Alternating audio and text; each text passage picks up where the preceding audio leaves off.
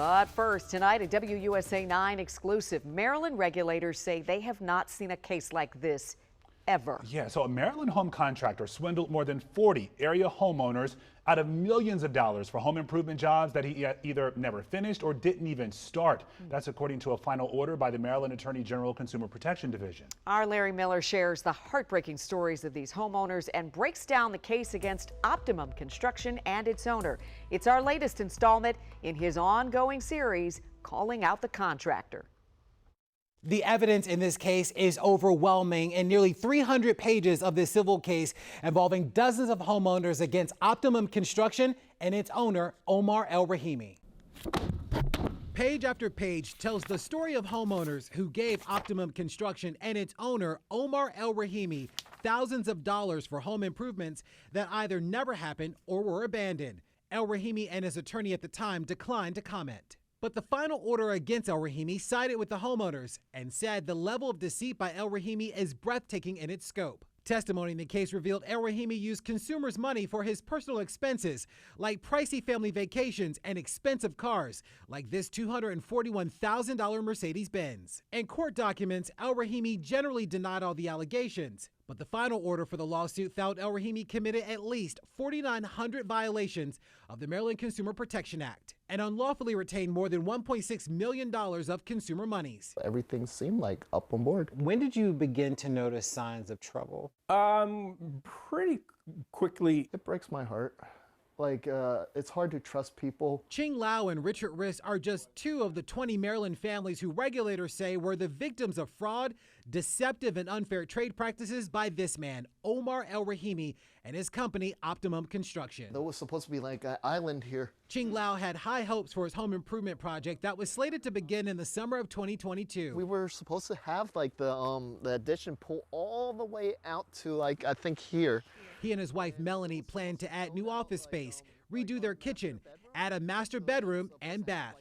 The price tag, it was $245,000, and that was supposed to include everything. Financing for the project was approved. Receipts show from March to July of 2022, the couple paid Optimum Construction more than $190,000 for their project. You signed the contract. When is work expected to begin? It was supposed to begin in the summer. They were supposed to break ground in the summer. And does anything ever happen? No. Hopeful, Lau thought the project would finally get underway after Elrahimy expanded his business, opening Optimum Interiors, complete with an official ribbon-cutting ceremony. We thought that they were good. It always seemed like there was money coming in and that they were working. And so we made the mistake of believing in them. Richard Rist has a similar story. They began in September, about the third week of September of 2020. Rist hired Optimum Construction to build a garage at his home in Montgomery County. Records show Rist paid Optimum Construction a $40,000 deposit and an additional $29,000 payment. But after weeks of waiting, he says there wasn't much to show for it. Workers didn't show up regularly. They brought very small equipment that wasn't suited for the job. And so it was just taking a lot more time. And I was starting to say, I'm a little concerned because I was promised a 3-month time period. I'm not getting clear answers. I'm not getting straight answers. The subcontractor that's on site is not clear of what's going on and not giving answers. A month later, he got an email. They were stopping work due to the company not being able to stay in business. So when I was offered the opportunity to terminate the contract and basically do an accounting, I said, okay, no problem. Rist said he couldn't get his money back from Optimum and had to hire another company to finish his project. He says he filed a complaint with the Maryland Home Improvement Commission and hired an attorney. But before he could have his day in court, Amr Elrahimy, Optimum Construction, filed for bankruptcy. In court documents related to the bankruptcy, Optimum Construction said due to cash flow problems following the COVID-19 pandemic, it was unable to complete services for which it had contracted and for which it accepted money from a number of homeowners. It went on to say Optimum Construction does not deny that it had accepted money on contracts for which it was ultimately unable to perform, but couldn't because of circumstances court documents say were completely beyond its control. We tried multiple times to reach out to Elrahimy, Optimum Construction. Thank you for calling GPC Construction. His business associates, family members, even a prior attorney for comment. But they either would not respond, were not authorized to respond, or declined to comment. We even went to several known addresses for Elrahimy and his businesses with no luck. It wasn't until the bankruptcy that we understood the scope of how much was there. The bankruptcy, another 40 customers came forward saying, whoa, wait a minute, what's going on here? We've never seen a situation this big in the history of our office. Eric Friedman is the director of the Montgomery County Office of Consumer Protection. As big a scammer as we have ever seen. I mean, there's just no question about it. Friedman said he first learned of Elrahimy after complaints were filed with his office several years ago.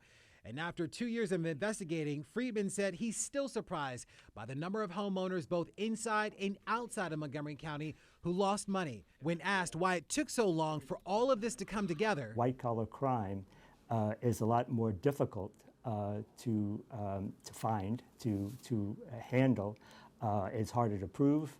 It's more time-consuming. Maryland's Consumer Protection Division ordered Elrahimy to pay more than $2 million in restitution, another $2.4 million in civil penalties, and another $123,000 for the cost to investigate and prosecute the matter. That totals out to more than $4.5 million.